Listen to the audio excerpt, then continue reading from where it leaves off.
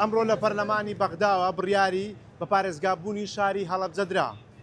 ئێستا لە نێو شەقامی ئیسکان لە شاری هەولێر کۆمەڵێک خەڵکی هەڵەبجە هاتوون شیرنی دەبەخشنەوە بە هاوڵاتیانی شاری هەولێر. من دەمەوێت مامۆستا دلیل بدوێنم. مامۆستا دلیل سپاس دەکەم ئەگەر تێرە سەرەتا سلااوت لێ بێت و پیرۆزی شەبوون بە پارێزگاتان چه هەستێکتان هەیە لەو ڕۆژە؟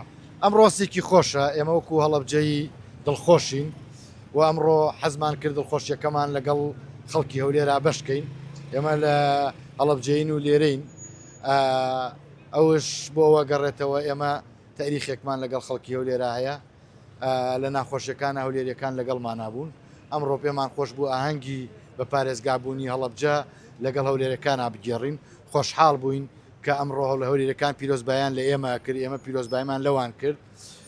ئومێدەوارم بە پارێزگابوونی هەڵەبجە ببێتە مای خێر بۆ کوردستان، بۆ عێراق، و سپاسی فراکسیۆنە کوردستانەکانەکەین، سپاسی لایەنە سیاسیەکانەکەین، یەکگرتوویان ئەویان سەلماند کە ئێمەی کورد ئەگەر یەک و یەکگرتوو بین نەتوانین ئامانجە گەورەکان بەدەست بێنین. مامۆستا جان جەناب بدۆکو کەسێکی ئیداریش لە یەکێک لە فەرمانگەکان پۆستی ئیداری تێیا دیالەوەی کە هەڵەبجە بوو بە پارێزگا چ گۆڕانکاریەک لە ڕێکارە یاسایی و حکومیەکان دەگیرێتە بەر لەو پارێزگایە؟ حتمما پێشتر جەنابتان ئەزانن هەندێک ڕێکاری باش لە ڕووی ئیداریەوە گیرایە بەر بۆ بە پارێزگابوونی هەڵەبجە، بەڵام ئەم بڕیارە حتمما هەنگاوەکان خێراترەکە، حسابی پارێزگابوونی بۆ ئەکرێت. هەم لە ڕووی جوگرافیەوە نەخشەی عێراق ئەگۆڕێ، نەخشەی عێراق لە 18 پارێزگاوە بێتە 19 پارێزگا، لە ڕووی بودجەوە، لە ڕووی کۆمەڵێک بابەتی دیکەوە هەڵەبجە ئەتوانرێت.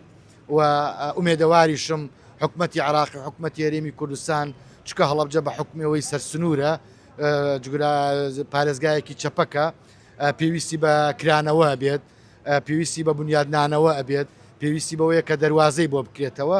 ئومێدەوارم هەنگاوی یەکەممان نابوو بە پارێزگا، لە ئایندێشا بتوانین خزمەتێکی گەورەی ئەو پارێزگایە بکرێت. زۆر سپاس مامۆستا دلیل دووبارە بە پارێزگابوونی هەڵەبجە پیرۆز بێتان. جیالەوە ژیانخان کچە تاقانەکەی هەڵەبجە ئەویش لێرە. ژیانخان سلااو لێ بێت، شیرنیەکانت خلاص بوو هەمووت بەخشیەوە. فەرموو خزمەتان. چیت هەیە لەسەر بە پارێزگابوونی هەڵەبجە وەکو کچێکی هەڵەبجەی؟ وەکو خەڵکە هەڵەبجە کە لە هەولێرم بەهۆی شۆکارمان لەوە دەژین، زۆر خۆشحاڵم کە لەگەڵ خەڵکی هەولێر ئەو خۆشی و شادێمان جەشن گرتووە بەیەکەوە.